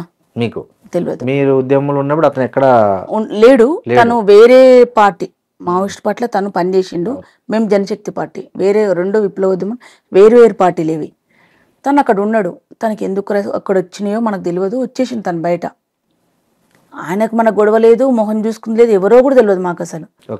నక్సలైట్ పార్టీలలో ఎవరు పనిచేయొద్దు, ప్రజల కోసం ఎవరు పనిచేయొద్దు. ఎందుకు పనిచేయొద్దు అంటే ఆయనకు భయం, ఆయన చంపుతారని. ఓహో. ఆయనకున్న ప్రాబ్లం వల్ల ఏంటంటే ఎవడు బయటకు వచ్చేదిగినా వీడు నాకు థ్రెట్ అని వాడు చంపుతాడు. లోపలుంటే ఆయనకేం భయం లేదు, బయటకు వస్తే చంపుతారని భయం, లేకపోతే సహకరిస్తారేమో, చంపేటోళ్ళకి ఏమైనా సహకరిస్తారని భయం. నాకు తెలిసి దానికోసమే అనుకుంటా చాలా భయపెట్టించిండు అన్న. ఓకే. అంటే ఎట్లాంటి థ్రెట్ ఫీల్ అయ్యారు మీరు ఆయన వల్ల? ఎలాంటి వచ్చాయి మీకు ఇన్సిడెంట్స్? నాకైతే వీరేశందేమో నాకు తెలియదు అన్న. నాకు మాత్రం ఒక్కసారి ఫోన్ వచ్చింది. ఏమని? జనరల్గా ఫోన్ చేసి పుష్పారెడ్డి నేను బాయ్ని మాట్లాడుతున్నా అన్నాడు. నన్ను ఎవ్వరు అట్లా పిలువరు. పుష్పారెడ్డి అని మిమ్మల్ని ఎవరు పిలువరు? కామన్ గా నన్ను ఎగతాళి చేసేది కూడా పిలువరు. మామూలుగా ఎవ్వరు పిలువరు. అట్లా పుష్పమ్మ అంటారు, అట్లనే అంటారు. అంటున్నారు ఎవరైనా, మరి ఎవరైనా అంటున్నారు ఏమో జోక్ గిట్లా అంటారు కదా అని నాకేం ఫీలింగ్ ఉందో అంటున్నాను అనుకున్నా. చెప్పండి అన్న అన్న నేను అంటే, నేను బాయ్ని అన్నాడు. ఏ బాయ్ అని అన్నా నేను. జనరల్ గా మనోళ్ళే చేస్తారని ఉద్దేశం ఉంటది కదా నాకు కూడా. అంటే నేను బాయ్ని అన్నాడు. చెప్పండి పుష్పారెడ్డి అంటే, బాయ్ అంటే నాకు తెలియదు చెప్పండి అన్న, నేను గుర్తుపట్టలేదు అని మంచి జోయల్గా మాట్లాడుతున్నాను నేను. నేను నయం బాయ్ని అన్నాడు. ఇంకా నాకు అసలు ఏం చేయాలనో అర్థం కాలే. నేను అంతకుముందే ఇంట్లో ఫోన్లు వచ్చుడు, వాడి వల్ల ప్రాబ్లమ్స్ అవ్వడు, ఇంట్లో అవన్నీ ఫేస్ చేస్తూనే ఉన్నాం. అంటే నేను చేయలేదు, తను చేస్తా, నేను తన నుంచి టెన్షన్ తీసుకుంటున్నా. ఆయన ఏం చేస్తున్నాడో, ఈయనకి ఏమంటాడో నాకు ఏది తెలియదు. కానీ విని మాత్రం టెన్షన్. ఇప్పుడు కార్యకర్తలకు చెప్పలేం ఇట్లా థ్రెటన్ ఉందని, వాళ్ళ నుంచి ప్రాబ్లం, వాళ్ళు ఇంకా భయభ్రాంతులకు గురవుతారు. మేము కడుపులో పెట్టుకొని ఎన్ని రోజులు ఉండలేం, అయినా ఫేస్ చేస్తున్నాం. కానీ కేసీఆర్ గారు తెలుసు, చెప్పినాం ఉంటే నేను చెప్పినట్టు వినకపోతే ఆయనది బాధ ఏంటంటే నల్గొండల గణపతిని పెట్టిరు. నాకు అప్పటి వరకు ప్రకాశం బజార్లో పెట్టే గణపతిని నయం పెడతారని తెలియదు నాకు. ఓహో, అతను గణపతి విగ్రహాలు కూడా పెట్టిస్తాడు. ఆడొక్క ప్రకాశం బజార్లో పెట్టే విగ్రహాన్ని పెట్టేది. ఎందుకు అతనికి ఆ విగ్రహానికి ఏంటి సంబంధం? అక్కడ కొంతమంది ముస్లిమ్స్ ఉంటారు, మరి క్యాచ్ చేసుకోవడానిక తన వెనకాల కూడా కొంతమంది హిందూ పిల్లలు ఉన్నారు కదా వాడుకోవడానికి, వాళ్ళు పెట్టేదా ఆధిపత్యం కోసం పెట్టిండో ఎందుకు పెట్టిండో తెలియదు నాకు. నాకు అప్పటి వరకు ఆయన గణపతులు పెట్టిస్తుండని తెలియదు. ఈ యాంగిల్ నేను కూడా కొత్తగా వినలేదు. ఆడ గణపతి పెట్టిస్తుండే, దానికి బొమ్మని ఫోర్స్ మమ్మల్ని. మేము ఎన్నడూ పోదానికి ఎందుకు పోతాం, మా కాన్స్టిట్యున్సీలో మేము తిరుగుతాం, మా కాన్స్టిట్యున్సీ కాదు కదా అని మా వర్షన్. పోలేదని నాతో నా డిస్కషన్ ఏం చేయలే, కానీ ఆయన ఉద్దేశం అక్కడికి పోతే మర్డర్ ప్లాన్ చేశారా? అక్కడికి పోతే ఇంకా దాని గురించి మనకు తెలియదు కదా. నాది వీరేశంగా ఆయనకు మాత్రమే తెలుసు. వీరేశంను పొమ్మనమని, పోకపోతే బాగుండదని నేను చెప్తే వింటలేడని, నేను పోను అంటున్నాడని నువ్వు చెప్పమని అని. నేను ఎట్లా చెప్తా, తన అభిప్రాయం తనది కదా అన్న, నేను ఎట్లా చెప్తాను నేనన్నా. చెప్పాలని అన్నాడు, నేను చెప్పలేను అని చెప్పిన. నేను కూడా మస్తు గట్టిగా ఉండేదాన్ని అప్పుడు, భయపడ్డప్పుడు భయపడ్డా, కానీ నార్మల్ కొంచెం గ్యాప్ వస్తే భయపడదాను, కానీ నేను ఎందుకు అప్పుడైతే భయపడలేదు. అంతకుముందు వీరేశం చెప్తే భయపడ్డా, చాలా భయపడ్డా. మీ బాబు ఇప్పుడు స్లేట్ స్కూల్లో ఉన్నాడు హైదరాబాద్లో. ఇప్పుడు 12:30 అవుతుంది కదా, ఆటో ఎక్కుతాడు సెకండ్ సాటర్డే. వాడు ఔటర్ రింగ్ రోడ్ మీద లారీ కింద ఉంటాడు. బాబు ఇప్పుడు ఆటో ఎక్కుతున్నారు అని. అసలు నాకు ఇంకా నిజంగా బాబు ఎక్కుతారు. నేను ఫోన్ మాట్లాడిన ఆటో పోయింది. నాకు అసలు ఈ ఇంట్లోనే ఉన్నా, ఈ పక్కింట్లో ఉంటాడు అప్పుడు మేము. నాకు ఏం చేయాలో అర్థం కాలే, భయం అవుతుంది. చెప్పైతే చూస్తా అని చెప్పిన. చూడరు, చాలా మంది చచ్చిపోయారు ఔటర్ రింగ్ రోడ్ మీద, రేపు నీ కొడుకు చచ్చిపోయిందని కూడా వస్తున్నారు. నేను ఫోన్ పెట్టేసి, మాకు ఇంటెలిజెన్స్ వాళ్ళు ఉన్నారు కదన్న, వీరేశం చెప్తే వాళ్ళు చెప్పి ఒక 2-5 minutes అయితే బాబుని క్యాచ్ చేసేవాళ్ళు, మరి ప్లాన్ చేస్తున్నారో తెలియదు అన్న. అక్కడైతే ఉన్నారు మనుషులు ఉన్నారు. సో మీ మనుషులు అక్కడికి వెళ్ళిపోయారు, అంత లోపల వెళ్ళిపోయినరు. బాబుని ఆటో ఎక్కియకుండా కారు ఎక్కిచ్చి ఈ దారి కాకుండా దారి తీసుకొని వచ్చారు. ఇక ఇంకా నరకం ఎట్లుంటది అన్న, మమ్మల్ని చంపితే ఏం కాదు. అంటే మేము ఏదో పిల్లల్ని వేసుకొని బండిలో తిరుగుతాం, పిల్లలు అక్కడ ఉంటారు, మేము ఇక్కడ ఉన్నాం, వాళ్ళకి ఏమవుతుందో మాకు తెలియదు. ముసలి తల్లిదండ్రులు, మా అమ్మ నాన్న ఉంటారు వాళ్ళ కాడ, వాళ్ళకి పిల్లలకు చెప్పలేము, వాళ్ళకి ఏం తెలియదు, చిన్నపిల్లలు వాళ్ళు. ఆ నరకం పగోని కూడా రావద్దన్న. ఎన్ని రోజు, సంవత్సరంన్నర. ఒకరోజు ఇంటికి వచ్చిర్రు అటాక్ చేయడానికి, వీరేశం మీద అనుకుంటా, నా మీద కాదనుకుంటా. బురకా వేసుకొని వచ్చిండ్రు, మాట్లాడుతున్నారు. విజిటర్స్ అందరు వెళ్ళిపోయినరు, వీరేశం లేడు. వీరేశం రాడు అని చెప్పిన, ఏం ఆన్సర్ చెప్తలేరు. అయితే హిందీలో చెప్పిన, ఇద్దరు నయ్యే బాయ్ సాబ్ అని చెప్పిన. చెప్తే మాట్లాడిండ్రు హిందీలో, కానీ ఇట్లా ట్రాన్స్లేట్ చేసే దాంట్లో తేడా వస్తుంది వాయిస్.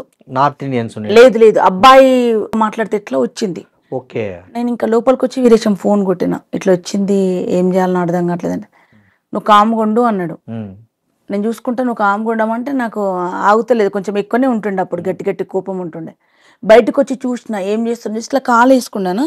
ఈ కాళ్ళకు జెంట్స్ చెప్పులు ఉన్నాయి, బురకా వేసుకున్నా ఇద్దరికి.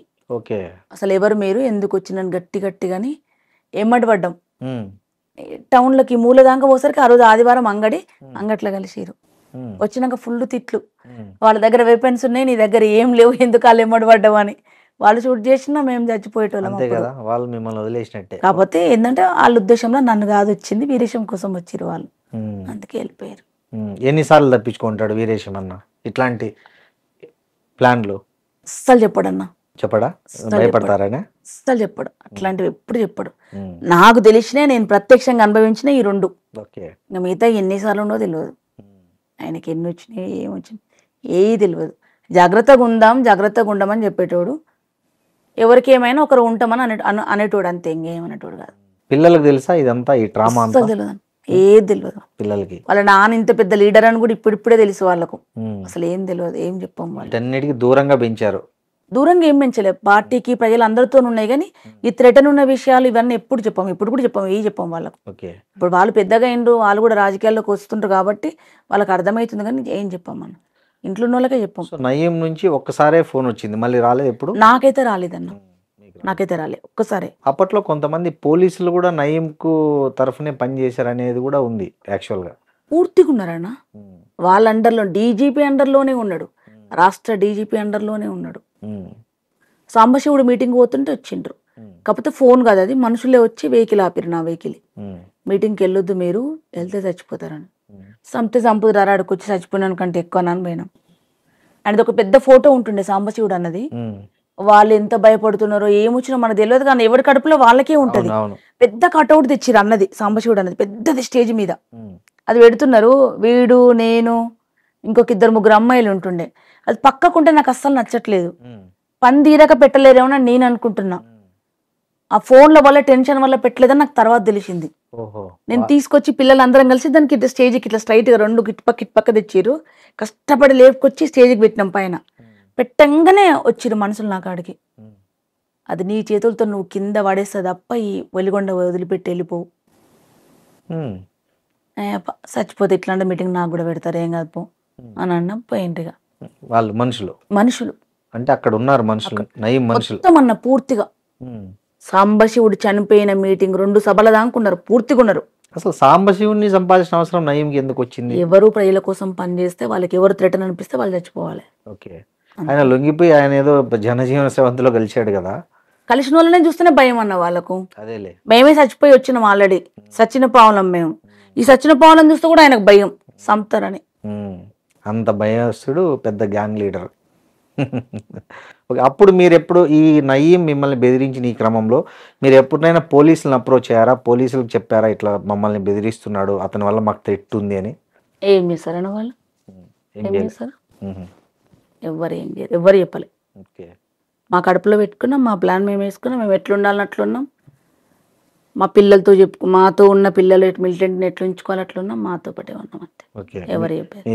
నేనైతే చెప్పలేదు. వీరేశమేమో నాకు తెలియదు, తను ఎమ్మెల్యే కాబట్టి తను ఏం చెప్పుకుంటే తెలియదు, నేనైతే చెప్పలేదు. నయీం చనిపోయిన రోజు ఎట్లా ఫీల్ అయ్యారు మీరు? మస్తు ఫీల్ అయినా, అంటే చాలా హ్యాపీగా ఫీల్ అయినా. ఓకే, అవుతాం కదన్న, చాలా మందిని చంపిండు కదా. సెలబ్రేషన్స్ ఏముండన్న, మనిషి చచ్చిపోతే సెలబ్రేషన్స్ ఏముంటాయి అన్న? అంటే బాధించబడ్డ వాళ్ళు, బాధపడ్డ వాళ్ళు కొద్దిసేపు పోయిందిలే, ఉన్న వాళ్ళు ఎవరైనా ఫ్రీగా ఉంటారని అనుకుంటాం తప్ప మనుషులు చచ్చిపోతే సెలబ్రేషన్ చేసుకున్నంత చెడ్డ బుద్ధి చాలా చెడ్డదన్నది. ఏ పోలీసులు అయితే నయీంని ఎంకరేజ్ చేశారనే జనం అంతా మీలాంటి ఉద్యమం నుంచి వచ్చిన వాళ్ళు అంటారో, అదే పోలీసులు మళ్ళీ నయీంను కాల్చి చంపడానికి రీజన్ ఏమై ఉంటుంది అనుకుంటున్నారు మీరు? ఏ ప్రభుత్వం ఉంటే ఆ ప్రభుత్వ అధికారులు, ఆ ప్రభుత్వ పెద్దలు ఏది చెప్తే అది పనిచేయడం. ఓకే, ఇది పోలీసు వాళ్ళకి నచ్చకపోవచ్చు నేను అనుకుంటున్నాను, ఎందుకంటే అదే పోలీసులు అప్పుడు కాపలాగా ఉన్నారు, అదే పోలీసులు చంపేసిండ్రు. కాబట్టి పోలీసు వాళ్ళ కోసం ఉద్యోగం చేసుకునే పోలీసు వాళ్ళది ప్రాబ్లం ఉండదు. వాళ్ళ వెనకాల ఉండి ఎవరైతే ఉంటారో వాళ్ళకి ఏం అవసరం ఉందో, రాజకీయ పెద్దలకి ఏం అవసరాలను ఆ అవసరాల తగ్గట్టు ఈ పోలీస్ వ్యవస్థను యూజ్ చేసుకుంటారు. అంటే నయీంను చంపాల్సిన అవసరం అప్పుడు ఎవరికి ఉండదు జనరల్ గా? అందరికి ఉంది. తెలంగాణ రాష్ట్రంలో ఉండి ప్రజల పక్షాన నిలబడి ప్రజా పోరాటాలు చేస్తున్న వాళ్ళు, తెలంగాణ రాష్ట్రం శాంతిగా ఉండాలి, ఉన్న కాడికి దీన్ని ఆ పారిన నీళ్లతో పంటలు పండించుకొని తినాలంటే అట్లాంటి వాళ్ళు ఉండొద్దు అనుకుంది. తెలంగాణ రాష్ట్రంలో 4-5 కోట్ల మంది ప్రజలందరూ అనుకున్నారు కాబట్టి పోయిండు. ఒక్కరేం లేదు, అందరూ అనుకున్నారు. సో ఆయన కొంతమంది హీరోలుగా చెప్తుంటారు, అంత సాయం చేశాడు, ఇది చేశాడు, ఆ పిల్లల్ని చదివించాడు, ఇట్లాంటివి కూడా కొంత హీరోయిక్ కథలు చెప్తుంటారు బయట. నేనున్నాను ఇప్పుడు సారథిలో ఎంప్లాయీని, నా బతుకు తెరువు కోసమో నా పాట కోసమో నేను ఎంప్లాయీగా పనిచేస్తున్నా. నాకు ఆ జీతం అవసరము, నా సొంత ప్రయోజనం అవసరం. నా సొంత ప్రయోజనం ఏమిటి? నేను చనిపోయిందాక పాట పాడాలి, నేను పాట పాడుతూ చనిపోవాలి. నేను పాట పాడితే నా పాట కులానికి సంబంధించిన నా తోటి అన్నదమ్ములు, నా బిడ్డలు, నా కులం, నా పాట కులం వాళ్ళందరూ నాకు వచ్చి డప్పు కొట్టాలనుకుంటా. అది డప్పు కొట్టాలంటే నేను రోజు ఆయన ఎమ్మటి ఉండాలి, వాళ్ళు నా ఎమ్మటి ఉండాలి, నేను వాళ్ళ ఎమ్మటి ఉండాలి. అట్లనే కదా. ఇలా 2 లక్ష్యాలు ఉన్నాయి, ఆర్థిక లక్ష్యం ఉన్నది, సాంస్కృతిక లక్ష్యం ఉన్నది. ఆర్థిక లక్ష్యం అనే దుర్మార్గమే, ఇంతకన్నా కాకుండా వేరే తిరిగి కూడా పాటలు పాడుకోవచ్చు. కానీ నేను కాకుండా 2 ఎంచుకున్నట్టే నాకు ఇలా బతుకు తెరువు ఉంది, పాట పాడాలని ఉంది. వాళ్ళకు కూడా సొంత ప్రయోజనం ఉంది. ఆయన ఎమ్మటి ఉండి చావు బతుకుండి చూసే వాళ్ళకు 10 లక్షలు ఇచ్చి ఉండరా నా ఎమ్మట అంటే ఎప్పుడు చచ్చిపోతారో తెలియదు కాబట్టి ఉంటాడు. ఒకటి చంపినా అంటే కట్టలేసి వేసి ఉండొచ్చు. హీరోగా చెప్పేవాళ్ళు ఎంతమంది అన్న, ఎంత దుర్మార్గుడికైనా 10 మందికైతే నచ్చుతాడు. ఎందుకంటే 10 మంది లేకుండా ఒక్కడు ఏం చేయలేడు కదా. మెజార్టీ ప్రజలు వ్యతిరేకించారు, మెజార్టీ ప్రజలు పోవాలనుకున్నారు. సో మీకు ఈ ఉద్యమ జీవితం నుంచి రాజకీయ జీవితంలోకి రావాలనే ఆలోచన ఎప్పుడు కలిగింది? అస్సలు మేము రాజకీయాలకు వస్తామని, ఈ స్టేజ్లో ఎమ్మెల్యేలం అవుతామని, ఇట్లుంటామని ఏ రోజు కలగనలేదన్న. నేను ఇప్పటికప్పుడు ఇట్టగిచ్చుకొని చూసుకుంటా. అస్సలు ఏ రోజు కూడా మేము అనలేదు, వస్తామనుకోలేదు. వార్డు మెంబర్ కావాలన్న కోరిక కూడా లేదు. మేము ఎమ్మెల్యేలు అయ్యే వరకు ఓటక్కు నాకు అంతకంటే 2-3 ఏళ్ళ ముందు వచ్చినట్టు ఓటకు. మేము ఓటు వేయం కాబట్టి మాకు ఓటకు కూడా పెట్టలేదు. అందుకనే అట్లా వచ్చింది. సో ఎట్లా ఫీల్ అయినారక్క? ఫస్ట్ మీ ఎమ్మెల్యే కంటెస్ట్ చేయమని బీఆర్ఎస్ నుంచి మీకు ఒక ఆఫర్ వచ్చింది. సో అప్పుడు ఎట్లా అంటే మీరు అడిగారా కేసీఆరే ఎమ్మెల్యేగా పోటీ చేయమన్నారా? లేదన్న, మేము ఫస్ట్ చెప్పినప్పుడు వీరేశం చెప్పిండప్పుడు మేము తెల్ల పేపర్లం సార్, మీరు ఎట్లా యూజ్ చేసుకుంటే అట్లా అవుతామని చెప్పిండ్రు. టికెట్ ఇచ్చారు. టికెట్ ఇచ్చినప్పుడు బీఫామ్, అసలు బీఫామ్ అంటే కూడా తెలియదు. ఆ బీఫామ్ ఇస్తారని వస్తుందని, ఓట్లు అడగడానికి దండం పెట్టడం కూడా చక్కగా రాదు మాకు. ఇప్పుడు దండం పెట్టిన వాళ్ళంగా అక్కడ ఎంత నేర్చుకొని వచ్చినామన్న. ఈ పార్లమెంట్ రాజకీయాలకు వచ్చినాక మళ్ళీ జీరో కాంచి నేర్చుకున్నాం, అన్ని నేర్చుకున్నాం. ఎందుకంటే మాకు తెలియని రాజకీయాలు కదా ఇవి, అందుకని నేర్చుకున్నాం. అక్క ఇప్పుడు మీకు ఈ ఉద్యమ నాయకులు పైలా సంతోష్ కానీ గద్దర్ కానీ వీళ్ళతో మీ అనుబంధం ఎలాంటిది? వాళ్ళ నుంచి మీరు ఎలాంటి ప్రేరణ పొందారు? పైలం సంతోష్ అన్న నా గురువు అన్న. నాకు పాటకు ఆటకు గురువు ఆయననే. ఆయన దగ్గర నేర్చుకున్నా, ఆయనే నేర్పించారు నాకు. అడుగులు, గజ్జెలు, పాట అన్ని అన్ననే. పైలం సంతోష్ అన్న నా గురువు. గద్దర్ అన్నని చూసి నేను బై బర్త్ నుంచి ఇన్స్పిరేషన్. ఎందుకంటే సంజీవన్న, గద్దర్ అన్న వాళ్ళ పాటలు చిన్నప్పటి నుంచి వింటూ పెరిగిన దాన్ని. ఇన్స్పిరేషన్లో అది కూడా ఒకటి. లైవ్ రికార్డు కాకుండా రికార్డులలో వాళ్ళ పాటలు ఇళ్ళల్లో క్యాసెట్లు ఉంటేనే అరెస్ట్ చేసే కాలం చూసిన దాన్ని. గద్దర్ అన్న పాటల్లో మీకు బాగా ఇష్టమైన పాట ఏంటి? ఒక 30 ఏళ్ళ కింద రాసింటాడు అన్న గద్దర్ అనే పాట. ఇప్పటికీ ఈ పాటలో ఉన్న పరిస్థితులు కానీ, ఈ పాటలో ఉన్న ఖనిజ సంపద దోచే వ్యవస్థ కానీ ఇప్పటికీ మారలే, ఇంకా దోపిడీ ఎక్కువైంది. గద్దర్ అన్న అప్పుడే ఊహించి రాసిండు, తను లేకపోయినా ఈ పాట బతుకుంది. అందుకే చరిత్రల పాట, మనం చెప్పిన మాటలు, ప్రజల కోసం చెప్పింది ఎప్పటికీ బతికే ఉంటాయి అవి. దానికి నిదర్శనం గద్దర్ అన్న పాట. భారతదేశం భాగ్యసీమరా, సకల సంపదల కొదవలేదురా, బంగారు పంటల భూములున్నాయి, సావు ఎరగని జీవనదులురా, సావు ఎరగని జీవనదులు, సావు ఎరగని అంగట్లోన అన్ని ఉన్నాయి, అల్లుని నోట్లో శని ఉన్నట్లు, అల్లుని నోట్లో శని ఉన్నట్లు, అట్లు సకల సంపదలు గల్ల దేశమున దరిద్రం ఎట్లుందో నాయన, దరిద్రం ఎట్లుందో నాయన, సకల సంపదలు గల్ల దేశమున దరిద్రం ఎట్లుందో నాయన, అన్నిటి గల్ల మన దేశములోన అవినీతెందుకు పెరిగిపోయరా, నిరుద్యోగులు నిరాశ చెంది ఉరితాడెందుకు బిగించుకుండ్రు, తల్లులు అమ్మలు అక్కలు చెల్లెలు మానాలెందుకు అమ్ముకున్నారు, ఈ అవినీతికి మూలమేమిటో ఆలకించరండో నాయన, ఆలకించరండో నాయన, ఆయన భారతదేశం భాగ్యసీమరా, సకల సంపదల కొదవలేదురా, బంగారు పంటల భూములున్నాయి, సావు ఎరగని జీవనదులురా, అంగట్లోన అన్ని ఉన్నాయి, అల్లుని నోట్లో శని ఉన్నట్టు, 170 పైగా జనులు భూమి నమ్ముకొని బతుకుతున్నారు, దున్నెవానికే దుక్కి లేదురా, కూలి జనులకే కూడు లేదురా, భూ సంస్కరణలు బూటకమ్మురా, ఏలేటోళ్ళ నాటకమ్మురా, రైతు దేశమున రైతు బిడ్డకే భూమి లేదు ఎట్లో నాయన, ఆ పెద్ద పెద్ద భూస్వాములు దొరలు తిమ్మిని బొమ్మిని చేసినానురా, పంట భూమి చేయి జారకుండర, కుక్క నక్క పిల్లి పేరున లెక్కలు రాసి చేతులెత్తినరు, లెక్కలు రాసి చేతులెత్తినరు, లెక్కలు ప్రభుత్వం వేసిన లెక్కల తీరున దేశంలోన సాగు భూములు 40 కోట్ల ఎకరాలుండగా, 100 ఎకరం మాత్రం భూమి ఎట్లా మిగిలే నాయన, నాయన భూమి ఎట్లా మిగిలే నాయన, తుందామంటే దుక్కులు లేవు, నాగలికేమో కర్రు లేకర, పండిన పంటకు రేటు రాకర, అమ్మిన రేట్లకు చేతికి రాక, తన భూస్వాముల కాళ్ళ కిందరా నలిగి నలిగి నాశనమైపోయి నగిలిపోయిన రైతు లోకమే బతుకు ఎల్లక బతుకుతున్నారు బతకలేని ఈ రైతు లోకమే పిడికిల్లెత్తి తిరుగుబాటురా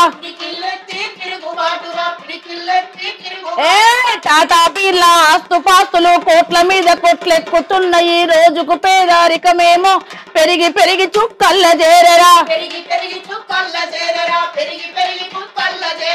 రెక్కలమ్ముకొని డొక్కలమ్ముకొని కండలమ్ముకొని పిండి చేసిన తమ నెత్తురు పిండిన రాసులు పోసిన ఒక్కన ఊపిరిలో కార్మిక లోకం కత్తి నూరుతుందో నాయన నా భారతదేశం భాగ్యసీమరా సకల సంపదలు కొదవలేదురా బంగారు పంటల భూములున్నాయి సావు ఎరగని జీవనదురురా అంగట్లోన అన్ని ఉన్నాయి అల్లుని నోట్లో శని ఉన్నట్టు అట్లు సకల సంపదలు దేశమున దరిద్రం ఎట్లుందో నాయన టాటా బిర్లకు ఈరోజు ఆదాని అంబానీలకు పచ్చని అడవిని ఈ సంస్కృతి సాంప్రదాయాలకు మూలమైన ఆదివాసి బిడ్డలని మన భారతదేశ మూలవాసులైన ఆదివాసుల బిడ్డల్ని అడవి నుంచి తరిమేయడానికి జరుగుతున్న కుట్రని ఒక కళాకారునిగా నేను వ్యతిరేకిస్తున్నా. ఆపరేషన్ కగార్ ఆదివాసుల వాళ్ళ ఉన్న నీడ కింద ఉన్న భూమిని వాళ్ళ రెక్కల కింద ఉన్న ఆ చెట్ల నీడలో ఉన్న పక్షుల్లాగా ఉన్న బిడ్డల్ని తరిమేయాలని చూసిన పాపం ఎప్పటికీ పోదు. కర్మ బ్యాక్ అంటారు కదా, వాళ్ళకి వస్తుంది ఎప్పటికో ఒక రోజు వాళ్ళ కర్మ బ్యాక్ వస్తుంది. మీరు హిడ్మా ఎన్కౌంటర్ గురించి విన్నారు కదా, ఏమనిపించింది, ఎట్లా అనిపించింది మీకు? బాధ అనిపించింది, చాలా బాధ వేసింది అన్న. మళ్ళా మాట్లాడితే అర్బన్ నక్సలైట్లు అంటారేమో, నాకైతే నా అభిప్రాయం మరో భగత్ సింగ్. నేను భగత్ సింగ్ని చూడలేదు, చరిత్ర చదువుకున్న మనమందరం, కానీ భారతదేశానికి మరో భగత్ సింగ్.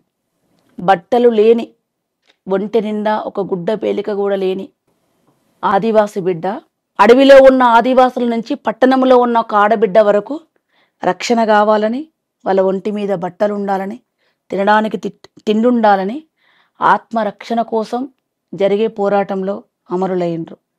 ఇప్పుడు చంపేసిన వాళ్ళని చంపేసిరు ఇది అది అంటున్నారు కదన్నా. నా అభిప్రాయం ఏంటంటే భారత రాజ్యాంగంలోనే రాసి ఉన్నది ఏమని, ఎవరికైనా ఆత్మరక్షణ సమస్య వస్తే, వాళ్ళు బతకలేని సమస్య వస్తే, వాళ్ళు సెక్యూర్డ్గా లేని వాళ్ళు, ఏ జాతి ఏ కులం ఏ మతం వాళ్ళైనా మనిషికి సమస్య వస్తే వాళ్ళకు ఆయుధాన్ని ప్రభుత్వమే ఇచ్చి రక్షణగా ఉండి వాళ్ళని కాపాడాలని ఉన్నది. మీరు సమస్య లేకుండా చేయండి, అవును, తిండి లేని గూడ లేని గుడిసె లేని ఈ ప్రజలు లేకుండా మీరు చేయండి, ఏ పోరాటం రాదు. ఇవన్నీ ఉండినా ఐటి కోసం అడగొద్దంటే ఆకలినాడు ఖచ్చితంగా అన్నం అడుగుతాడన్నా. ఎందుకు అడగడు? అడగడా? మీరు నన్ను కొడితే నేను తిరగబడనా? ఖచ్చితంగా. ప్రశ్నించే వాళ్ళని మీరు ఇంకేదో పేర్లు పెడితే అవుతారు, బరాబర్ అవుతారు, నాలంటోళ్ళు అవుతారు, ఇంకొకరు అవుతారు. ఒక పక్క దేశం దోపిడీ చేస్తున్న వాళ్ళని వదిలేసి, తర్వాత డ్రగ్స్ అమ్మే వాళ్ళని వదిలేసి, వేల కోట్ల రూపాయలు రాజకీయాల పేరుతో ప్రజాధనం దోచుకున్న రాజకీయ నాయకులకు ఎలాంటి శిక్షలు పడకుండా వాళ్ళని ఫ్రీగా వదిలేసి, ఒకవైపు ఇట్లా హిడ్మా లాంటి ఏదైతే మూల వాసుల హక్కుల కోసం పోరాడే వాళ్ళను చంపడం అనేది ఘోరం. పిల్లలకు స్కూళ్ళలో డ్రగ్ ఇస్తున్నారు, చాక్లెట్ ఇస్తున్నారు, గంజా ఇస్తున్నారు. అది అరికట్టండి భారతదేశంలో, వాటి గురించి మాట్లాడండి. చట్టవిరుద్ధమైన చర్యలు చేస్తే తీసుకొచ్చి జైల్లో పెట్టండి. చంపే హక్కు మనకి ఎవరికి లేదు, వీళ్ళకు లేదు, వాళ్ళకు లేదు, ఎవరికి లేదు. ఎవరు చంపుకునే హక్కులు లేవు. రాజకీయాలతో నేను ఏకీభవించకపోయినా, నేను ఆ రాజకీయాల్లో లేకపోయినా ఒకరిని చంపే హక్కు లేదు. మీరు ఎప్పుడైనా మీ ఆ టైంలో కలిసారా మీరు కానీ, వీరేశం అన్న కానీ? నాకు వీరేశం గారు ఎవరు కలవలేదన్న, మాకు తెలియదు. వినడమే ఇప్పుడు పేపర్లో మీరందరూ ఎట్లుంటారు, మేము గట్లే వింటున్నాం. మీరు ఎట్లా చదువుతున్నారు, మేము కూడా అట్లనే. హిడ్మా తల్లికి మీరేమన్నా చెప్తారా ఓదార్పు మాట? ఆమె చెప్పేంత పెద్ద ఆమె నేను కాదన్న. చాలా బాధ అనిపిస్తుంది ఆమెను చూసి, చాలా బాధ. అంత పెద్ద నాయకుడి కుటుంబము ఇవాళ కట్టుబట్టలు లేని పరిస్థితి. అది కావాలని పోయిన వాళ్ళకి వాటి గురించి ఏం ఆలోచించారన్న. గొప్ప తల్లి, గొప్ప తల్లి. భారతదేశం రక్షణ కోసం ఒక బిడ్డను కన్న తల్లి. And don't forget to subscribe to iDream. And for more videos, please subscribe to iDream. Please subscribe to iDream. Please subscribe iDream. And please subscribe to iDream. For more videos, subscribe to iDream. Please like, share and subscribe to the channel. Congratulations, iDream. Subscribe to iDream. Subscribe to iDream. So subscribe to iDream Media. iDream ki iDream team andarki huge congratulations. Please subscribe iDream Media. Please subscribe to iDream. Subscribe iDream. Please subscribe to iDream. iDream అంటే నా కళల ఛానల్ను subscribe చేసుకున్న నోరు తిరుగుతలేదు మీరైతే గంట గుర్తు కొట్టండి. For more such videos, please subscribe to iDream. Subscribe to iDream. Please subscribe to iDream. Please subscribe iDream Media. Please do subscribe to iDream. Please subscribe to iDream Media. For best entertainment and information, please subscribe iDream.